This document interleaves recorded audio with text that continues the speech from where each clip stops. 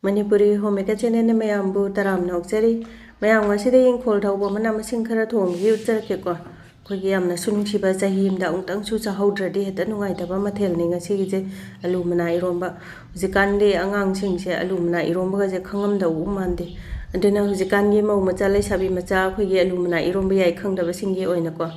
khogi yamna chamba yamna so hauba healthy oiba mathel ni ngasi se do numangkha mapanse sisiga alu macha angangbaga kanghou mangauge aduga kanghou amaga akhoi iromba amaga yam chanai danako adugi mathen do adu kitang chu thuba maongda kamaina thonggadage haibdo akhoi chak thongba kaya haijadriba singda phasana utjarake ko khamen khara maga hekchalage ko ingkhol da hoba bal masikane na tha bani palakpa kanda na oiramdare chara se chu kaithen gi leirakpo oigiba kitchen garden macha ama leibaga si am kana bajani go meyam akhoi injang na pising che adum kaithen gi leidraga su adum thok bajani da khoi alu mana khangde palang sat khangde na pi man ba yirum kairum aduragi de monjau bi adum ithok ta thoi ba hingo ma che ambu leirate do na kopi do khara malela ba aduga kaino se chanam mana se si khara maga hekchan gi chanam mana se maru ko akhoi gi maru lok ta bi mana cha na ba thoina akhoi gi pambi dara kun muk tha bani ko chahi magi chana badum thabane chanam je chahi kutingi ado hujikte ai thabak se amhange dana thadra dugo moro tek pase chu mamang chahi gi din ni ko akoi masak se yeng badadi yamna phajadabne ado suat watana pale chaba bo ngamde khoi gi angang bo bong mayam ama dum heta ngang lerame ko chana ngawdabage chaba su khucha ama masi morok je Fatigom che khara magai hekchan garake aduna maroi mapang hinjang na pi loina hekpa lorabani na phajana semdo ga thongba horis ko myam Dudi gas on tawraga cooker se thangalage cooker da natraga so khoi gi chumna oyan da phutla su yai ko ado alu mana de over cook taw haw tabani ko ma se bara pat pani khoi gi ka hena phuto ga di kam tho ga di ko aduna ya ga da basang da ising ji kitang hapage iromba gi de yam haptra su yai ko aduga morok se ma kho yaw bi da dum hapage morok tara mo aduga alu se ani khak mayai da tangkhai khai doi ko adu ma hapchalage kitang thuna sumun na ba aduga maku gam ta khok tare khoi horen phutpa loraga khu adam alu no bani na yam thuna budi mun bani da aduga kaino se alu mana se phajana cham thoe aduga khuda ama khoi ge yam ama li se horen phutpa lor kan dei kitang khak ngai gini ko ma de yam no bo bere bere pe thaba mana ni na ko aduna kukar mu khumje khumjalaga ani rak tang kang aduga kam loraga su khoi ge ngak tang thamaga makhum do manin do magi nuksi to cha tho alaga hangdo ke ko natraga di omaga leiraga di overcook tawrani mana do bere bere pelane ba dunam ani tang ka maga thangdaras ko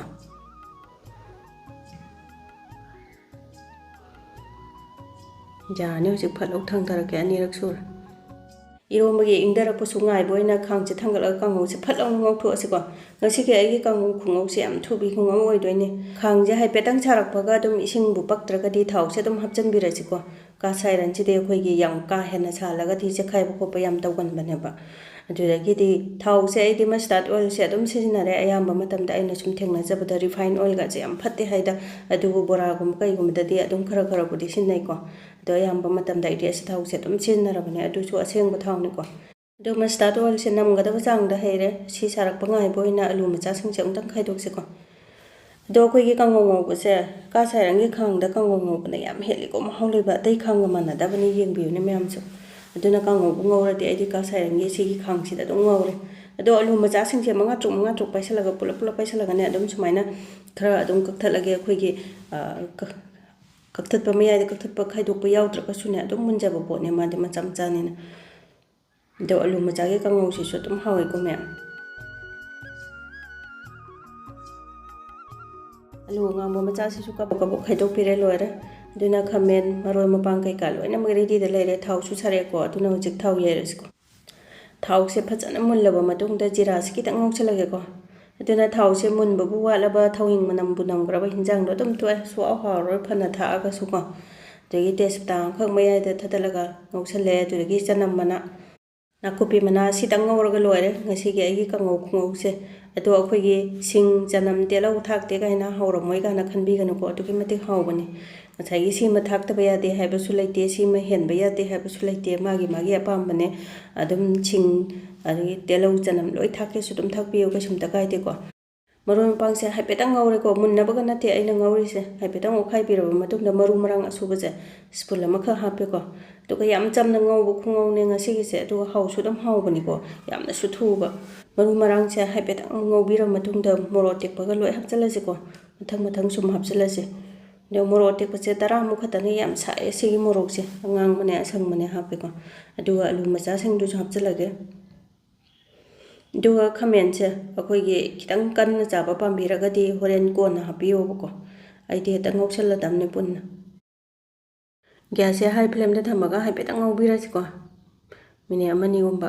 ꯑꯗꯨꯒ ꯊꯨꯝ ꯍꯦꯛꯇ ꯍꯥꯞꯆꯤꯜꯂꯁꯦ ꯑꯩꯈꯣꯏꯒꯤ ꯊꯨꯝ ꯍꯥꯞꯆꯤꯟꯕꯁꯤꯅ ꯕ꯭ꯔ ꯄꯠꯊꯔꯒ ꯌꯥꯝ ꯊꯨꯅ ꯃꯨꯜꯍꯟꯕꯅꯦꯕ ꯏꯟꯖꯥꯡꯁꯦ ꯑꯩꯈꯣꯏꯒꯤ last ꯍꯥꯞꯄꯕꯨꯗꯤ ꯊꯨꯝꯁꯦ ꯅꯝꯒꯗꯕ ꯆꯥꯡꯗ ꯍꯥꯞꯄꯒꯦꯀꯣ ꯑꯗꯨꯒ ꯑꯩꯈꯣꯏꯒꯤ ꯃꯆꯨꯁꯨ ꯑꯗꯨꯝ ꯍꯥꯞꯆꯤꯜꯂꯒꯦ ꯃꯆꯨ ꯈꯔ ꯑꯃꯒ ꯍꯥꯞꯄꯒꯦ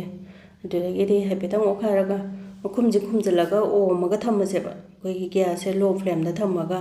ꯉꯁꯥꯏꯒꯤ ꯏꯔꯣꯝꯕꯗꯨꯁꯨ ꯃꯅꯤꯟꯗꯨ ꯆꯠꯄ ꯂꯣꯏꯈ꯭ꯔꯦꯕꯀꯣ ꯏꯪꯈ꯭ꯔꯦꯕ ꯑꯗꯨꯅ ꯏꯔꯣꯟ ꯊꯣꯛꯑꯁꯦꯕ ꯁꯤꯁꯦ ꯑꯣꯝꯃꯤꯉꯩꯗ ꯁꯨꯃꯥꯏꯅ ꯑꯣꯝꯖꯤꯜꯂꯒ ꯊꯝꯕꯁꯤꯅ ꯌꯥꯝ ꯊꯨꯅ ꯄꯦꯠꯊꯔꯒ ꯃꯨꯜꯂꯤꯀꯣ ꯑꯗꯣ ꯑꯩꯈꯣꯏꯒꯤ ꯀꯥꯡꯉꯧꯁꯦ ꯑꯩꯈꯣꯏꯒꯤ ꯀꯦꯝ ꯂꯥꯎꯒꯩ ꯉꯧꯕꯗꯣ ꯑꯗꯨꯃꯥꯏꯅ ꯆꯥꯕ ꯑꯃ ꯑꯩꯒꯤꯁꯤꯅ ꯑꯩꯈꯣꯏꯒꯤ ꯆꯣꯠ ꯂꯥꯎꯔꯒ ꯉꯧꯕ ꯈꯨꯉꯧꯅꯤꯀꯣ ꯑꯗꯣ ꯃꯈꯨꯝꯁꯦ ꯈꯨꯝꯖꯤꯜꯂꯒ ꯁꯨꯃꯥꯏꯅ ꯊꯝꯃꯒꯦꯀꯣ ꯑꯗꯣ ꯒ꯭ꯌꯥꯁꯁꯦ ꯂꯣ ꯐ꯭ꯂꯦꯝꯗ ꯄꯨꯔꯥ ꯂꯩꯊꯔꯒ ꯊꯝꯃꯁꯦꯕ ꯑꯗꯨꯒ ꯃꯔꯛꯇꯁꯨ ꯈꯔ ꯑꯣꯠꯁꯦꯀꯣ ꯏꯔꯣꯜꯂꯤꯉꯩ ꯃꯔꯛꯇ ꯃꯅꯤꯡꯗꯒ ꯀꯥꯁꯟꯅꯦꯕ ꯑꯗꯨꯅ ꯏꯔꯣꯝꯕꯁꯨ ꯏꯪꯊꯔꯦꯀꯣ ꯑꯩꯈꯣꯏꯒꯤ ꯃꯅꯤꯟꯗꯣ ꯆꯠꯊꯣꯛꯍꯜꯂꯒ ꯑꯩꯅ ꯃꯈꯨꯝꯗꯣ ꯍꯥꯡꯗꯣꯛꯈ꯭ꯔꯕꯅꯦꯕ ꯅꯠꯇ꯭ꯔꯒꯗꯤ ꯑꯩꯈꯣꯏꯒꯤ ꯁꯨꯝ ꯑꯣꯝꯃꯒ ꯂꯩꯈ꯭ꯔꯒꯗꯤ ꯌꯥꯝ ꯄꯠꯊꯗꯧꯗꯣ ꯕꯔ ꯄꯠꯂꯦ ꯁꯤꯐꯧꯗꯗꯣ ꯃꯍꯤꯁꯦ ꯈꯤꯇꯪ ꯁꯨꯝꯗꯣꯛꯄꯤꯔꯒꯦꯀꯣ ꯁꯣꯏꯕꯗ ꯅꯨꯡꯉꯥꯏꯅꯕ ꯉꯁꯥꯏꯒꯤ ꯁꯥꯡꯅ ꯍꯥꯞꯈꯤꯕꯁꯦ ꯑꯗꯣ ꯄꯤꯛꯅ ꯍꯥꯞꯄꯒꯗꯤ ꯅꯨꯡꯉꯥꯏꯗꯧ ꯃꯥꯟꯗꯦꯀꯣ ꯉꯁꯥꯏꯒꯤ ꯁꯥꯡꯅ ꯍꯥꯞꯄꯁꯤꯅ ꯐꯨꯠꯄ ꯂꯣꯏꯔꯒ ꯁꯣꯏꯕꯗꯣ ꯑꯗꯨꯅ ꯅꯨꯡꯉꯥꯏꯕꯅꯦꯕ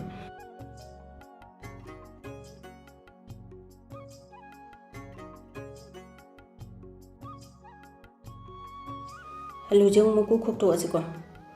ꯑꯗꯣ ꯏꯔꯣꯝꯕꯁꯦ ꯑꯩꯈꯣꯏꯒꯤ ꯍꯥꯟꯅ ꯃꯀꯨꯁꯦ ꯈꯦꯠꯇꯣꯛꯑꯒ ꯐꯨꯠꯈꯤꯕꯗꯨꯅ ꯅꯨꯡꯉꯥꯏꯕ꯭ꯔꯥ ꯀꯣꯟꯅ ꯈꯣꯛꯄꯅ ꯅꯨꯡꯉꯥꯏꯕ꯭ꯔꯥ ꯃꯥꯒꯤ ꯅꯨꯡꯉꯥꯏꯖꯕꯁꯨ ꯂꯩꯕꯅꯤꯀꯣ ꯑꯃꯒꯁꯨ ꯃꯥꯟꯅꯄꯣꯠꯇꯦꯀꯣ ꯑꯗꯣ ꯑꯩꯗꯤ ꯁꯨꯃꯥꯏꯅ ꯐꯨꯠꯄ ꯂꯣꯏꯔꯒ ꯈꯣꯛꯄꯁꯤꯅ ꯅꯨꯡꯉꯥꯏ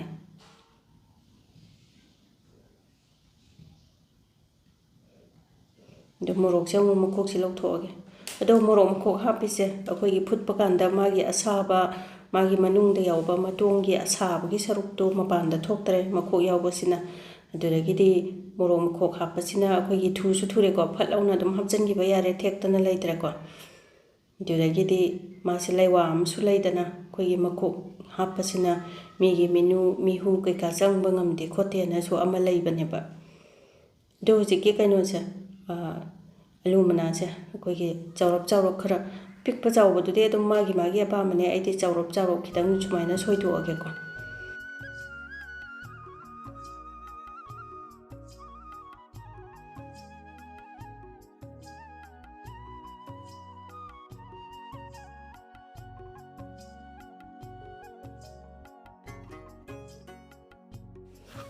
ꯁꯣꯏꯕ ꯂꯣꯏꯔꯦ ꯍꯧꯖꯤꯛ ꯑꯔꯤꯕꯗꯤ ꯑꯝꯇꯗꯤ ꯌꯥꯎꯗ꯭ꯔꯦ ꯑꯗꯣ ꯅꯝꯒꯗꯕ ꯆꯥꯡꯗ ꯊꯨꯝꯁꯦ ꯍꯥꯞꯄꯒ ꯃꯣꯔꯣꯛꯁꯦ ꯑꯃꯨꯛ ꯅꯈꯥꯏꯔꯁꯤꯀꯣ ꯑꯗꯣ ꯃꯣꯔꯣꯛ ꯄꯥꯏꯕ ꯌꯥꯗꯕ ꯑꯩꯈꯣꯏꯒꯤ ꯈꯨꯠ ꯌꯥꯝ ꯁꯥꯒꯟꯕ ꯂꯩꯕꯅꯦꯕ ꯊꯦꯡꯕꯐꯥꯎ ꯍꯦꯛ ꯌꯥꯗꯕ ꯑꯗꯣ ꯑꯩꯗꯤ ꯀꯩꯁꯨꯝꯇꯗꯤ ꯇꯧꯗꯦꯀꯣ ꯑꯗꯣ ꯑꯩꯈꯣꯏꯒꯤ ꯃꯣꯔꯣꯛ ꯄꯥꯏꯕ ꯌꯥꯗꯕꯗꯣ ꯂꯩꯋꯥ ꯑꯃ ꯂꯩꯕꯅꯦꯕ ꯑꯩ ꯏꯊꯟꯇ ꯆꯥꯅꯕ ꯅꯠꯇꯦ ꯈꯨꯂꯪ 9ꯅ ꯆꯥꯅꯕꯅꯤ ꯍꯥꯏꯌꯨ ꯍꯥꯏꯔꯒ ꯃꯦꯠꯂꯣꯏ ꯑꯗꯨꯃꯥꯏꯅ ꯇꯧꯔꯗꯤ ꯁꯥꯗꯦ ꯀꯥꯟꯅꯒꯁꯨ ꯍꯥꯏꯅꯕꯅꯦꯕ ꯑꯗꯣ ꯃꯣꯔꯣꯛꯁꯦ ꯐꯖꯅ ꯃꯦꯠꯈꯥꯏꯔꯒ ꯉꯥꯔꯤ ꯑꯃꯨꯛ ꯍꯥꯞꯆꯤꯜꯂꯁꯤꯀꯣ ꯉꯥꯔꯤꯒ ꯑꯩꯈꯣꯏꯒꯤ ꯉꯥ ꯃꯆꯥ ꯑꯃꯇꯪꯒ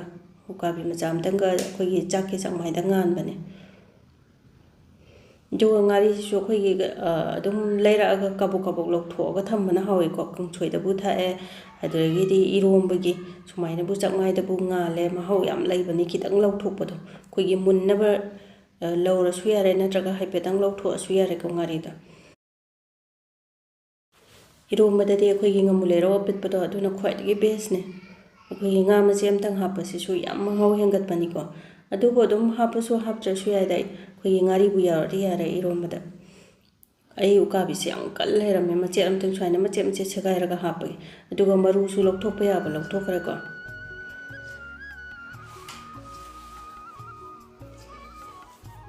alu anaubaga aduragidi alu manasiga irombagi khuhausidi iromba kansida manamga jam nungsi aidi alu mana irombagi manam ama leibaneba chadriba mina di khangoi ko ndu sumaina kabo kabo mix tawbirage mana sangli ga yawba sam pamjai ba idi khoi gi bra bra bra na khaiba na tab ko loire hje to ngasai gi tengo tu su samtho ga hapchale ko khoi ngari taiba sing to aduga aina happy ba mahi je khoi drinking water ni ko thakna ba ising do adugi mahi do ne iromba da hapise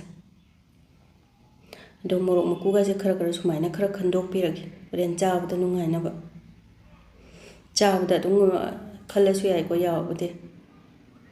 yaw tra hje phajar dina maroi sidi khoi gi maroi matam ni na iromba se maroi sina phajuk chup padaw na he ta chup chalage telau manawo amakhoklo adudagi de phadigo mo loi sure iromba loirabani na tenko sida haptharaga ready da thamgrage kangau sumulakadore myam achai low flame da thamaga akhoi gi marak marak ta khaga su otpireni ko mayam haudo man bro ai ngasigi iromba sibo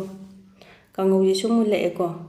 adu gas se high flame da thamme aduga ngasai gi kaino do numang khama pando adu sumaina loisalakpai sida happa se bayam basuna tamina ka sukha tamni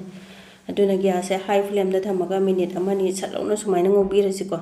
khamen ga do loi toi gre do adu alu se mulla bayang alu sumulla bani na kangau se loisalasi ko hapetang tang khai bige do gas se off tawraga chab chaba ma semjarage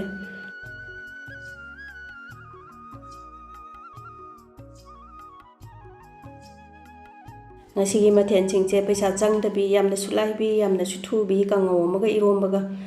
ado haudo mali mande habdu comment amam tang thambiramo do ai ginu share viewers singna ai ngasigi video se kitang kana ba nungai ba phobiragadi like subscribe share follow tawsanbiramo motivate tawbiboina irombu iroladi ngaru ga yam chanai ko aina su yam pamjabne ado ngasidi ai nga ayai budo loi thokiba timing thoba duna yerom moina hujare duga ko nam mamaga leijare ko pamjaba injang haibase nga thongba yen thongba na kari da heloni ngasigi de matang se loi sinjarage bye bye